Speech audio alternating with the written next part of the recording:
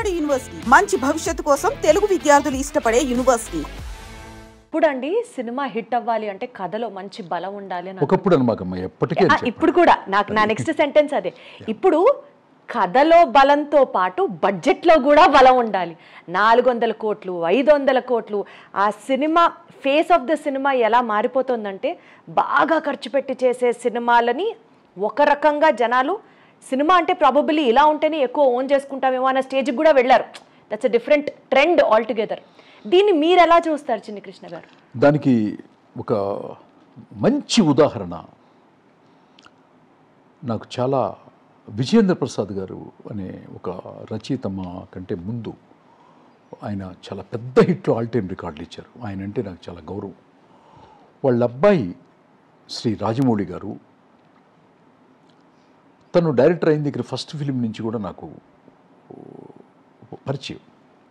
ఆ అబ్బాయి రాజమౌళి గారు ఒక్క ఫెయిల్యూర్ లేకుండా ఇంతవరకు ఇన్ని సినిమాలు దర్శకత్వం వహించినటువంటి ఏకైక దర్శకుడు ఈ జనరేషన్లో మాత్రం ఎంటైర్ ఇండియాలో ఓన్లీ రాజమౌళి గారు.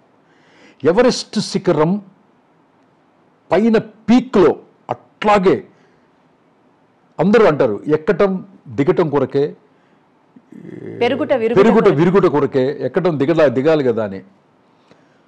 దిగడు. ఎందుకు దిగడంటే వాళ్ళ నాన్నగారు రాసే స్క్రిప్ట్ని తను 100 times ఎన్హాన్స్ చేసి ఆ ఎవరెస్ట్ శిఖరం ఎక్కుతున్నాడు కదా. ఎక్కే పోర్చ్ ఒకటి ఉంటుంది కదా మీకు. ఎక్కే పోర్చ్ ఏంటి? రైట్ లెగ్గో లెఫ్ట్ లెగ్గో ముందో వెనకాలో ఉంటుంది. జెండా పాతారు. పాతినప్పుడు కూడా ఒక పోర్చుని ఉంటుంది. కానీ ఆయన పైకెక్కి ఏం చేశాడంటే ఒక మెడిటేషన్లో ధ్యానంలో కూర్చున్నాడు ఆయన. ఆ ధ్యానాన్ని అప్పుడే డిస్టర్బెన్స్ ఎవరు చేయరు. చెయ్యనంత కాలం ఆ ఎవరెస్ట్ శిఖరంలో భారతదేశ చలనచిత్ర పరిశ్రమలో ఎవరెస్ట్ శిఖరములో జెండా పాతడానికి వెళ్ళలేదు. జెండా పాతడానికి ఎక్కే వీళ్ళు పాతారు. కానీ ఎస్ఎస్ రాజమౌళి గారు మా గురుతుల్యులు లాంటి ఒక విజయేంద్ర ప్రసాద్ గారి కొడుకు అక్కడ మెడిటేషన్ చేస్తున్నాడు. అక్కడ ధ్యానంలో ఉన్నాడు. ఆ ధ్యానానికి ఆ వచ్చే బై ప్రొడక్ట్కి భారతదేశ చలనచిత్ర పరిశ్రమకి హిట్లకి బౌండరీస్ లేవు, బడ్జెట్కి బౌండరీస్ లేవు. అదేందా హీరోలు ఎలివేషన్స్కి ఇది లేదు.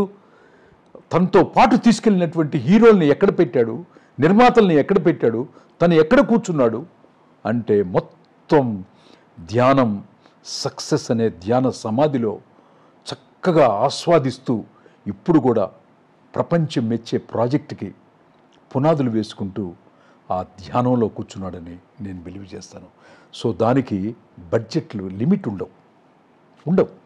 ఫర్ ఎగ్జాంపుల్ చెప్పాలంటే అతి తక్కువ బడ్జెట్లో తీసిన కాంతార 10-12 కోట్లలో 200-300 కోట్ల రూపాయలు కలెక్ట్ చేసేసింది భారతదేశంలో.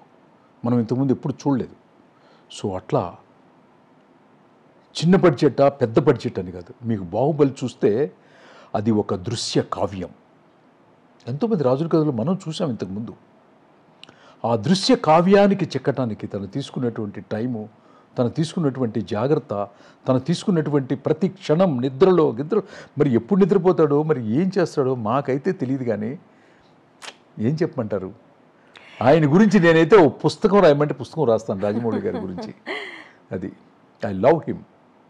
అలాగే రాజమౌళి గారితో పాటు మీకు బాగా నచ్చినటువంటి డైరెక్టర్లు ఇంకా ఎవరైనా ఉన్నారా చెప్పండి. అంటే ఈ తరం డైరెక్టర్ల గురించి రాజమౌళి గారి తర్వాత వచ్చిన డైరెక్టర్లో మాత్రం నాకు బాగా ఇష్టమైన, నేను రైటర్ని బాగా ఇష్టపడతాను. ఫస్ట్ సుకుమార్ గారి గురించి ఆల్రెడీ చెప్పేశాను. Correct. After that he is the mister Sukumar గారు డైరెక్టర్గా అతను ఎక్స్ట్రీమ్ అనమాట. ఆ తర్వాత నేను బాగా ఇష్టపడే, నేను 10 సంవత్సరాల క్రితం ఒక సినిమా చూసి బాంబేలో ఉన్నటువంటి టీ సిరీస్లో ఉన్నటువంటి రాజేంద్ర అనే అబ్బాయికి ఫోన్ చేసి చెప్పాను. నాకు ఇక్కడ నూన్ షో అయింది, నూన్ షో గంగానే చెప్పాను. టీ సిరీస్లో రాజేంద్ర అని ఒక జనరల్ మేనేజర్ ఉంటాడు. చెప్పాను, అతను నాకు బంధువు అవుతాడు. అతనికి చెప్పాను అనమాట, అర్జెంటుగా నువ్వు వెళ్ళి సినిమా చూడు. రిలీజ్ రోజున చూశాడు అతను. అదే అర్జున్ రెడ్డి, అదే సందీప్ వంగ. సో ఆ అబ్బాయికి ఉన్నటువంటి పొటెన్షియాలిటీలో జస్ట్ ఒక టీజర్స్ చూశారు. ఒకటి అర్జున్ రెడ్డి, 2 యానిమల్. సోల్తో కథ రాయటంలో సుకుమార్ గారు అండ్ సందీప్ వంగారెడ్డి గారు నిష్ణాతులు. ఆత్మావిష్కరణ చేస్తారు కథలో. ఆ ఆత్మని క్లియర్ కట్గా ప్రజెంట్ చేస్తారనమాట.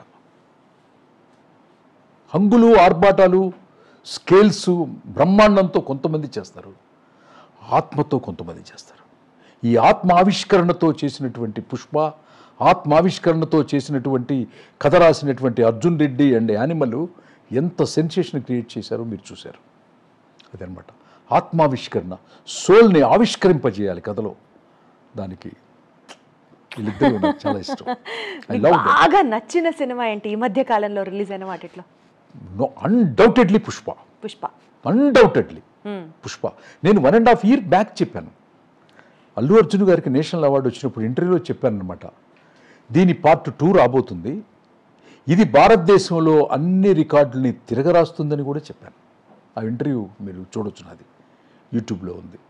నేను కంటెంట్ చెప్తే ఫోర్కాస్ట్ చేయగలను అనే నమ్మకం ఇప్పటి వరకు ఫెయిల్ కాలేదు, భవిష్యత్తులో చెప్పలేను. కానీ ఇంతవరకు ఎనీ ఫిల్మ్.